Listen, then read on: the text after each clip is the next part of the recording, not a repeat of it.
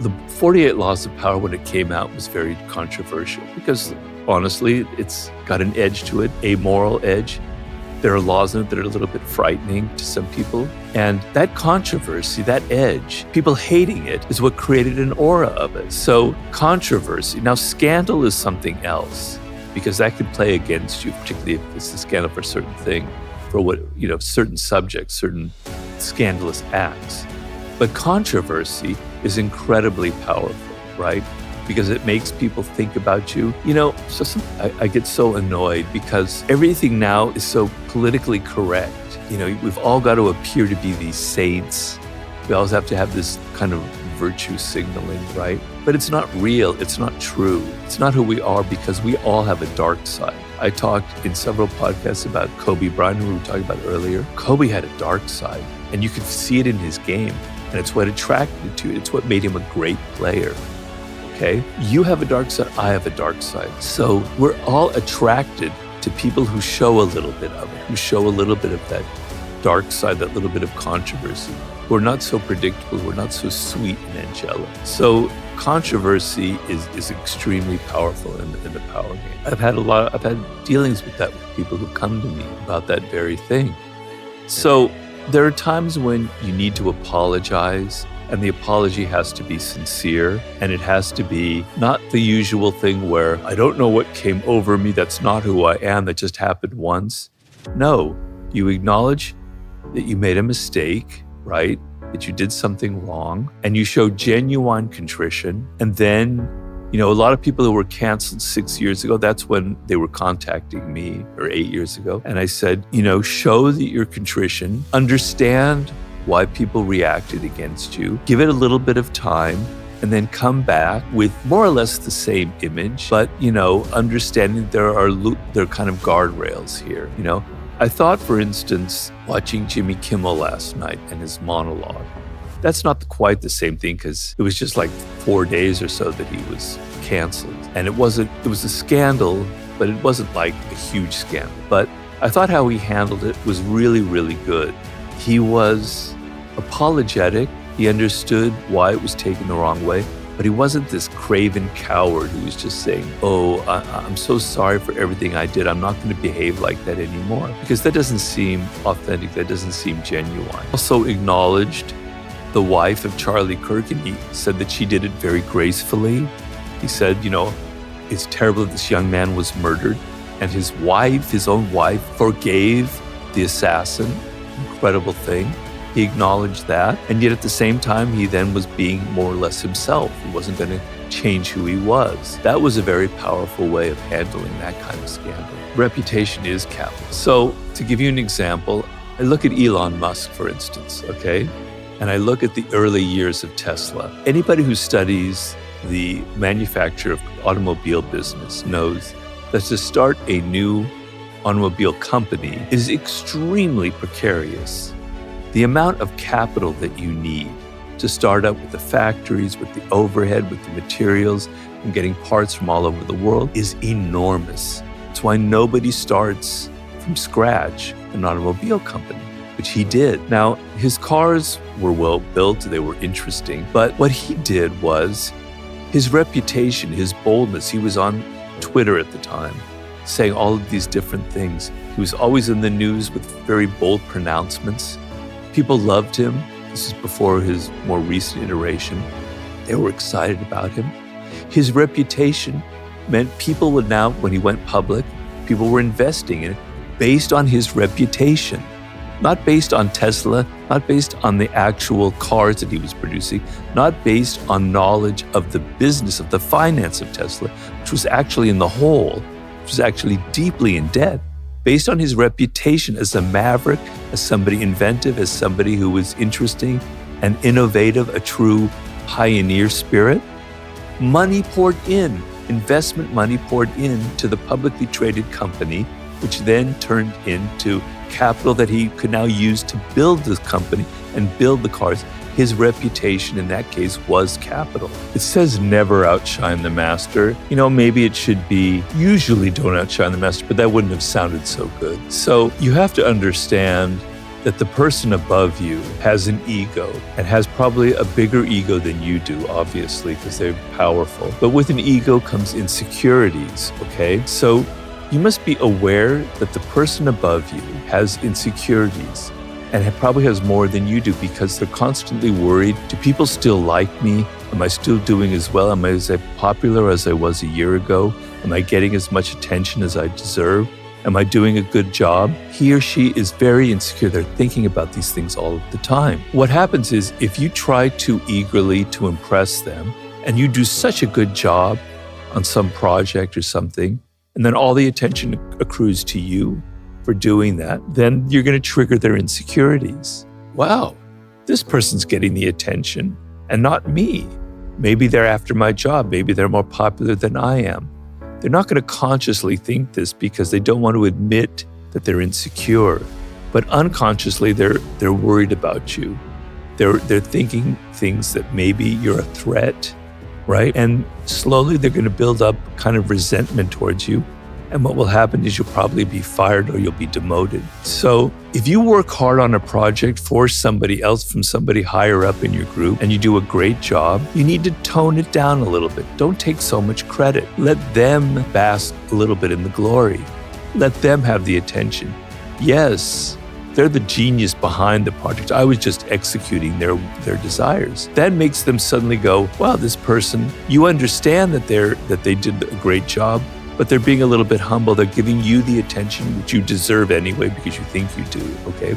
But if you're too weak about it, if you're too humble, if you're going, you don't take credit at all, you weren't involved in it at all, that makes you look weak. So you have to be kind of nuanced. You have to do a good job. You have to try really hard. You have to do the best that you can, but you got to let the person above you take some of the credit, take some of the glory. Otherwise, they're going to be wondering about you. They're going to be thinking that you think that you're better than them, and you're going to trigger their insecurities.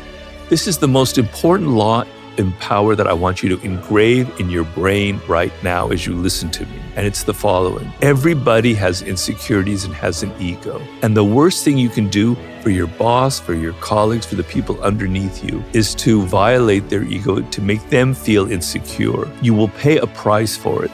They will resent you. They will work against you. They will betray you in the end.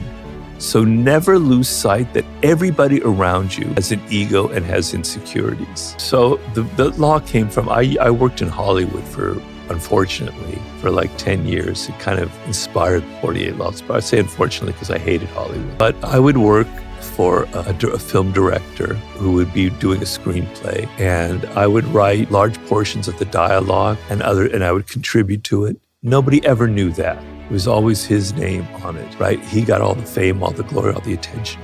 And at the time, kind of bothered me. I was kind of resentful. And then when I wrote the 48 Laws of Power, I had this idea that, Robert, you did the wrong thing. You were stupid. The game of power should have been, that's how things are, right? When you look at a politician who gives a great speech and everybody's going, wow, Barack Obama, that was an amazing speech. Somebody wrote it. He never wrote it. And you never know that name who wrote it. You might, but no one ever gets that attention.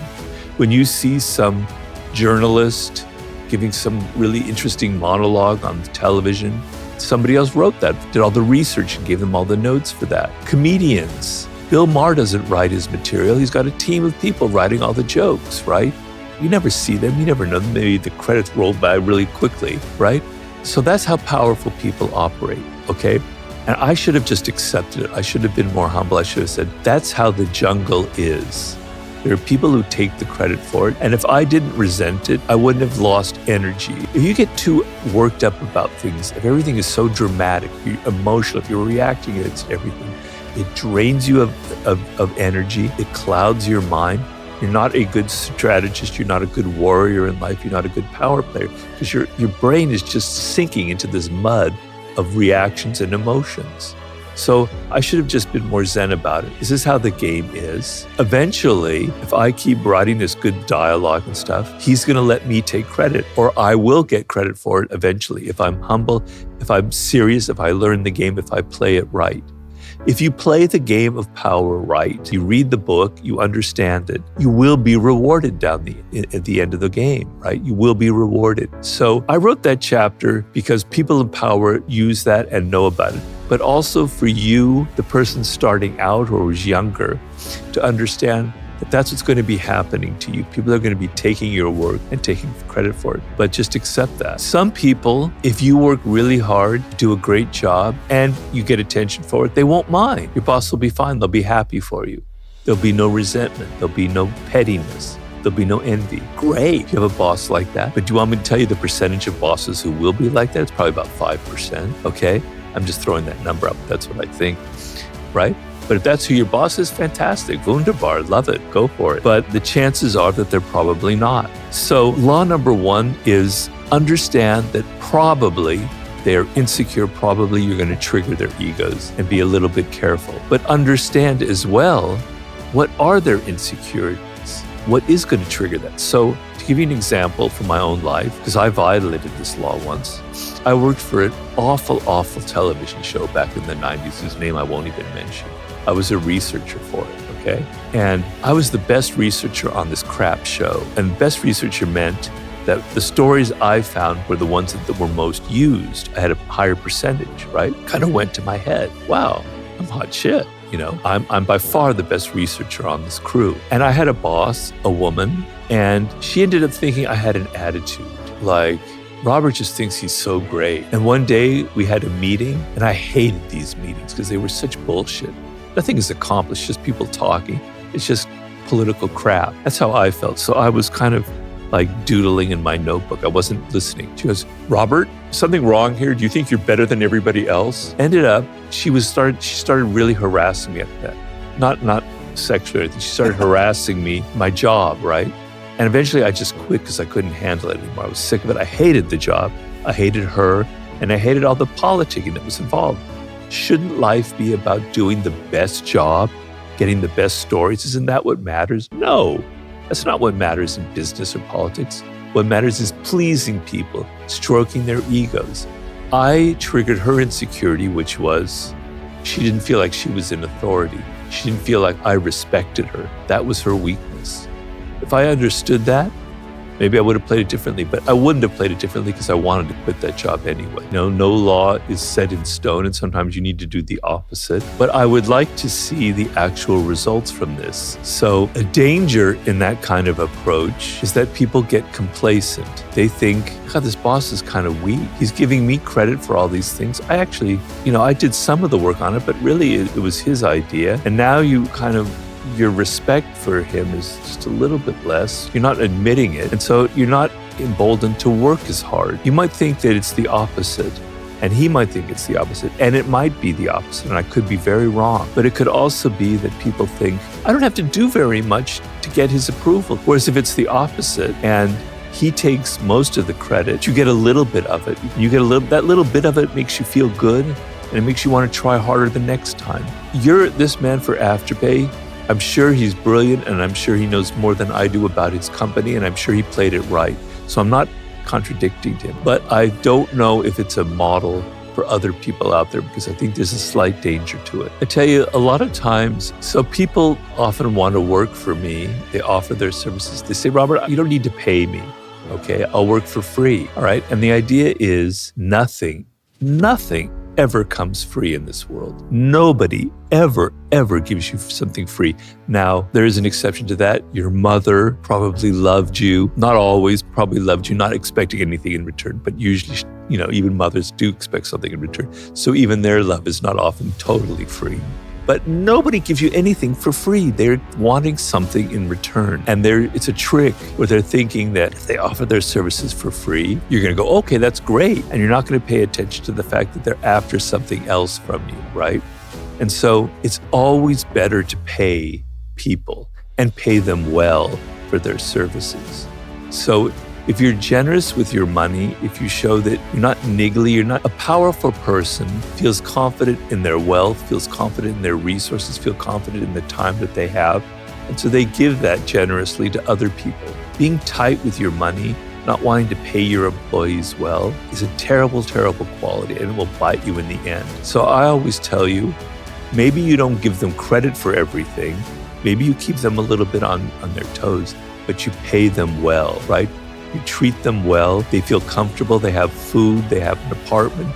They have living expenses, okay? And you don't want to make them feel insecure about that. So being cheap with your money is very, very dangerous. It's a signal of weakness, okay?